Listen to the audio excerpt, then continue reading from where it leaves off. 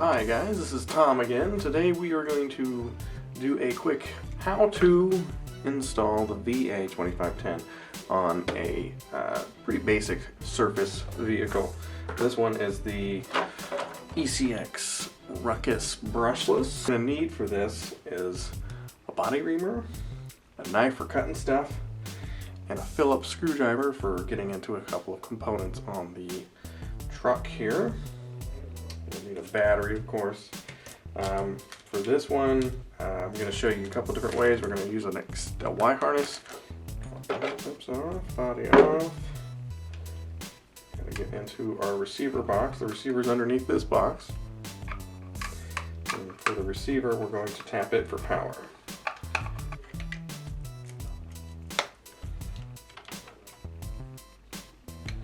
Okay, so there's our receiver. What I'm going to do is I'm going to Y harness off of the steering channel, just to kind of give you guys an idea of what you would do if you didn't have any open other ports. Otherwise, we could just plug it into any of these open channels. It would work great, but we're going to Y it off of the steering channel because on some of the ones that we recommend this camera with, you only got a steering port. I'll show you guys how that's going to work out. Packaging. How much room do we need? So we're going to have that coming up here. It's going to come out of our box. And we're going to plug our Y harness, one end of it, into our steering. So for this one, depending on how long your Y harness is, you may need an extension. I'm using a pretty long one, so we'll probably have to kind of just wrap her up in there. Plug it in. You just kind of visualize, okay, so with the truck, where are we going to put our VA2510 camera? So we want a shot up here, we want a shot down here. You know, it's kind of up to you. If you want to be creative, you could put it inside the cabin. You can make like a little shelf for it and open up a window inside of there. I just like sticky taping it to the top. Looks fine, works great. Put a piece of sticky tape on the body there.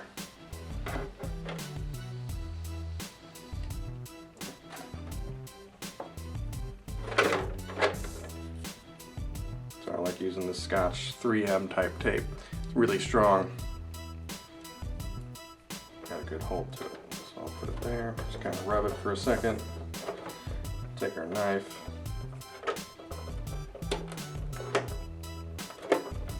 Get it off. And take the edge, because this stuff is stubborn to get off. Get it off there. There we go. So that's where our camera will go. Sounded pretty good.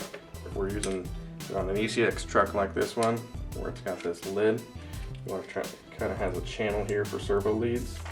We'll put it through that channel. See, it's right there. Okay, so now that we've got the receiver back to where it's supposed to be, we've got this lead coming out the back from our Y harness for our camera. So we'll think, okay, we got the lead there. We got about 12 inches of lead. Where do we want it so that the wire's not kind of flopping around down here and getting hung up on anything? I'm going to put a hole in the back of the window here with my reamer. Doesn't need to be extremely big, just big enough for our lead. That's good enough.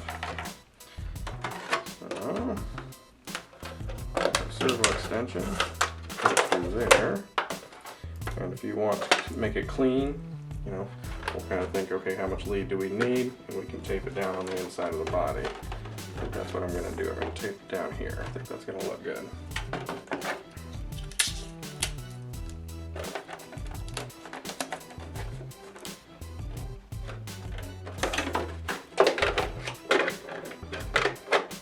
Alright, yeah, that looks great.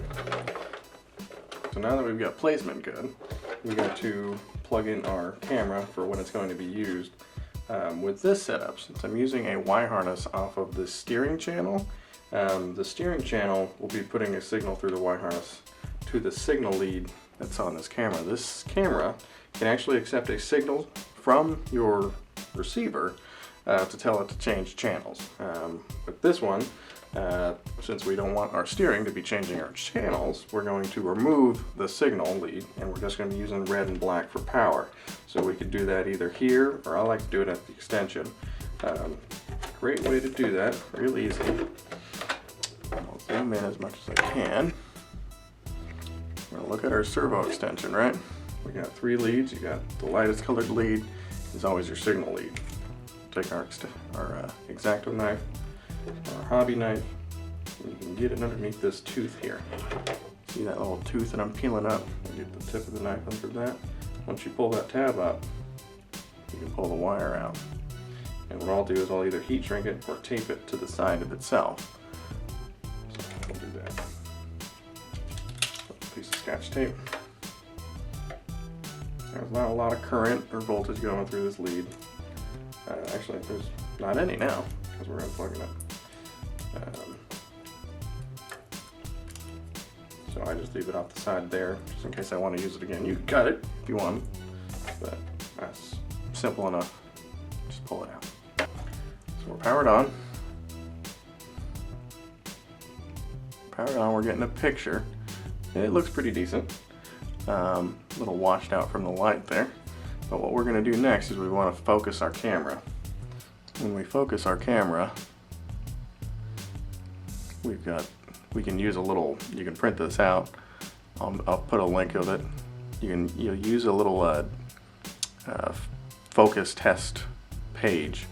And our goal is, if you can see it in this video, you'll see it with your FPV stuff, is the center of that diagram of this burst here. We want to try to focus that in the middle of our lens.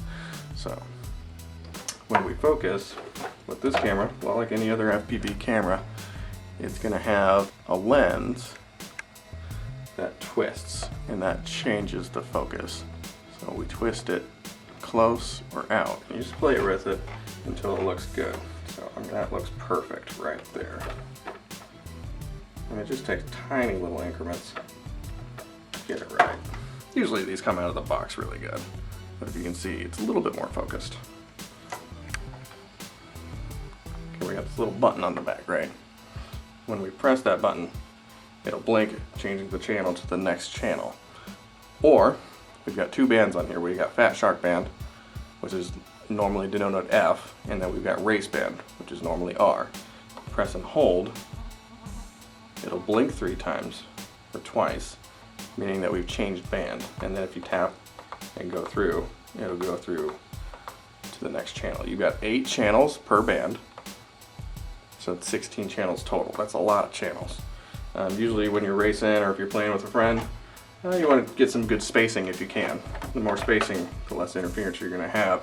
But with this camera, with it being at 25 milliwatt, it doesn't really overpower or swamp anybody else out. That's one of the advantages of 25 milliwatt. I appreciate you guys watching, and through our little how easy it is to set up the VA2510 camera.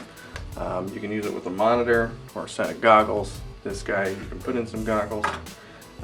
Real easy to set up on a body just with a little bit of tape and an extension.